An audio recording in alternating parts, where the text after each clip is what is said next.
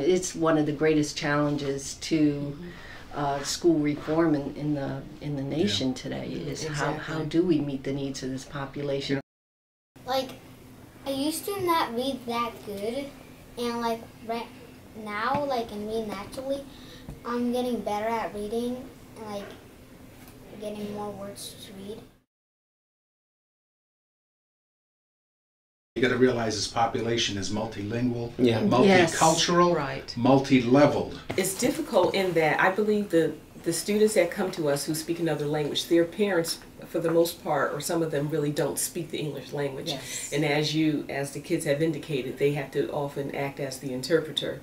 Like, my dad came in 1995, and my mom came in 2000. My mom, she don't speak English. Every time she go to store or other place or there's important paper, I help her read, and I translation for her what's going on. What language do your parents speak?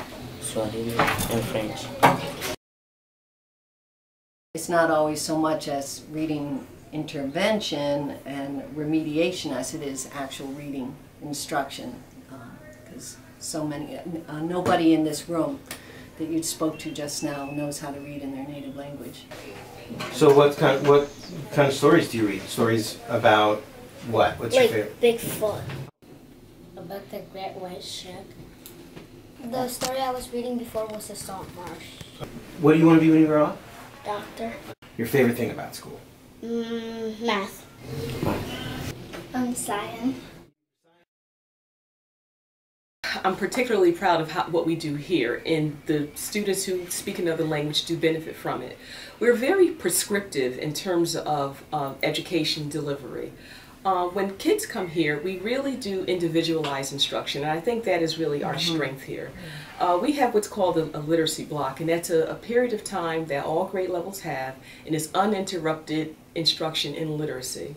Embedded within that literacy block, we have what's called small group instruction, and we have a group of ancillary staff who goes from the different grade level blocks, and they push into classrooms, or in some cases they pull kids out, and they really give them that individualized, that small group instruction and individualized instruction. And just in case you didn't know the terminology that Carla was talking about, the push-in is when we have staff that actually go into the classroom, the mainstream classroom.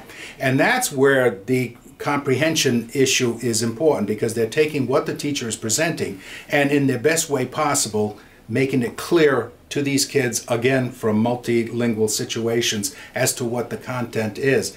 The pull-out is when you see a group like 3 or 4 or 5 or 6, that small group instruction is critical, and they will be pulled out so that they can go over various things. So I think that helps all students, and particularly the ESOL. So I know that Mrs. Brown, not only does she push into the literacy blocks within the grade level and she services her kids, but she also pulls them out. And we use data. I think we've gotten a lot better with using data and interpreting it, and it does inform what we do instructionally with kids. So we can pinpoint specifically those areas of weaknesses, those areas that kids show strength in, but we could really tailor instruction to meet those areas that we need to focus in on.